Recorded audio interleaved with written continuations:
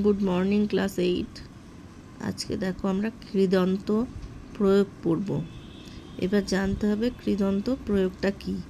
তোমরা ধাতুর সাথে লড, লোড, লং, বিধিলিং এগুলো বিভিন্ন বিভক্তি যোগ করে এগুলো শিখেছো।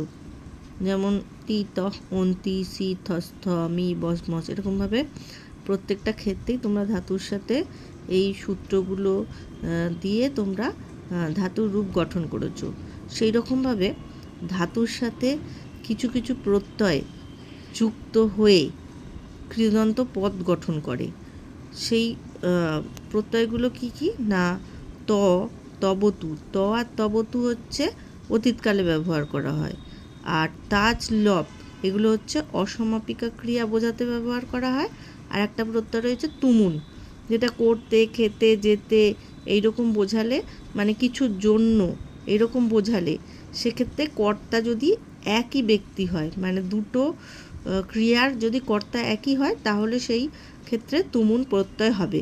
এইভাবে 5টা প্রত্যয় আমাদের পড়তে হবে। 5টা প্রত্যয় ধাতুর সাথে যুক্ত হয়ে আমাদের কৃদন্ত পদ গঠন করবে। ধাতুটার সাথে যখন প্রত্যয়টা যুক্ত হবে, হয়ে একটা নতুন ধাতুর রূপ গঠন করবে, তখন তাকে আমরা বলবো কৃদন্ত প্রত্যয়। এই 5টা প্রত্যয়ের কথা বললাম।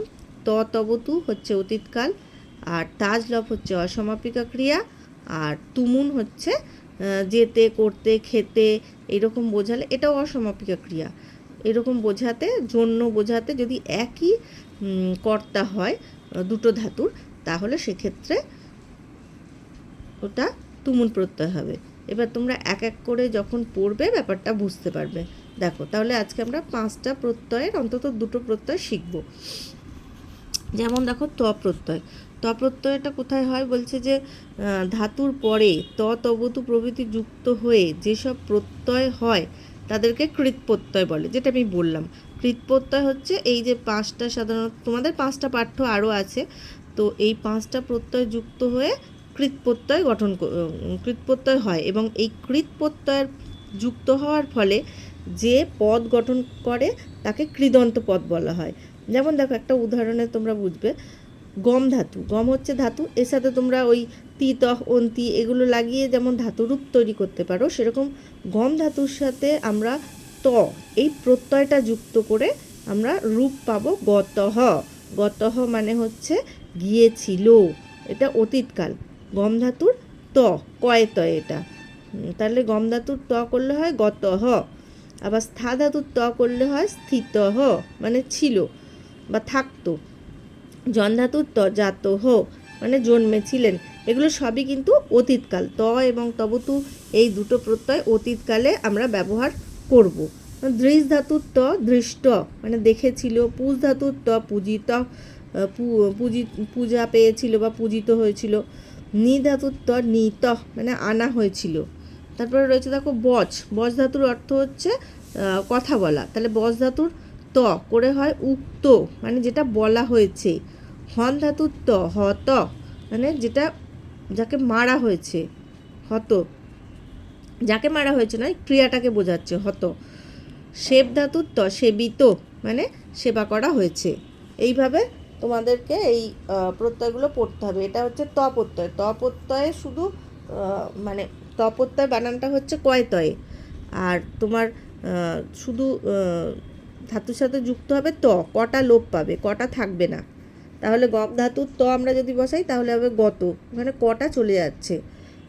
আবার তবতুর ক্ষেত্রে দেখো, তবতুর ক্ষেত্রেও কি হবে, তবতুর ক্ষেত্রে তবৎ হবে।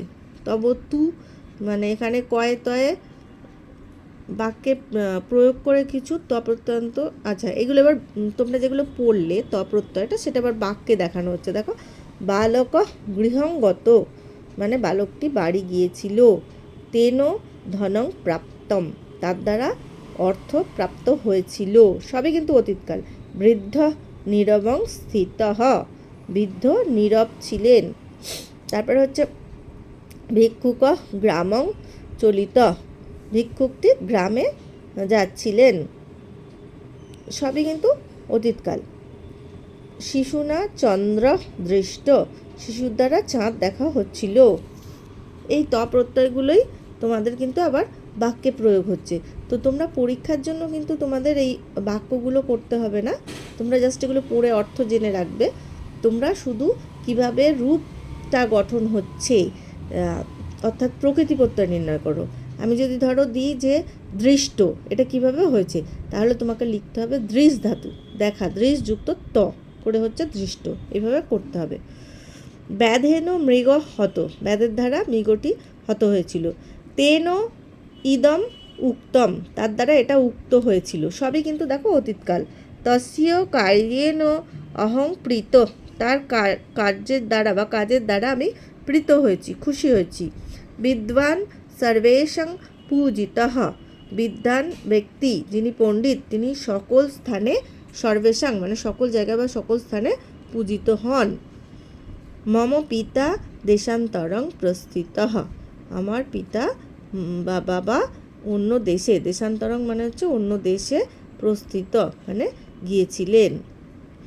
তো এখানে তোমরা বুঝতে পারছো যে এই তাহলে কয়তয় প্রত্যয়টা যখন ধাতুর সাথে যুক্ত হচ্ছে তখন কিন্তু কটা লোপ পাচ্ছে, শুধু ত হচ্ছে। যেমন এই যে দৃষ্ট, পূজিত, নীত, এইভাবে হচ্ছে।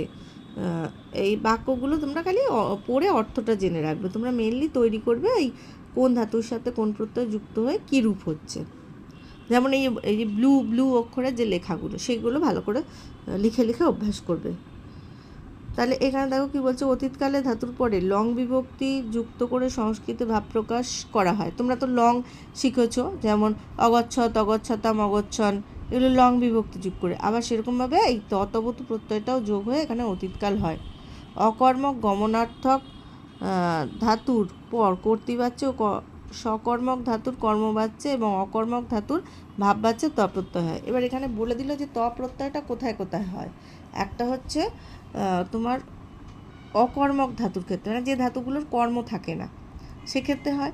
আর হচ্ছে গমনার্থক, গমনার্থক মানে হচ্ছে গম ধাতু অথবা গমের মতো অন্য কোনো ধাতু, যেমন গম ধাতু যেমন চলা যাওয়া, সেরকম ভ্রমণ করা, এগুলো সবই এই যে গতি বোঝাচ্ছে, এরকম ধাতুর ক্ষেত্রে কর্তৃবাচ্যে হবে। আর সকর্মক ধাতুর কর্মবাচ্যে হবে। এবং অকর্মক ধাতুর ক্ষেত্রে কী হবে, ভাবাচ্যে হবে। আর যেগুলোর কর্ম নেই সেগুলো ভাববাচ্যে এই প্রত্যয়গুলো হবে। এটা তাহলে তোমরা ত প্রত্যয়টা শিখলে। এখনও তোমাদের তবতু প্রত্যয় শিখতে হবে। তবতুটাও হচ্ছে অতীতকালে হয়। আর তাজ লব এ দুটো অসমাপিকা ক্রিয়া বোঝাতে। আর তুমুনটা বললাম করতে, খেতে, যেতে এরকম বোঝালে তুমুন প্রত্যয় হবে। ঠিক আছে, আজকে এইটুকুই থাক।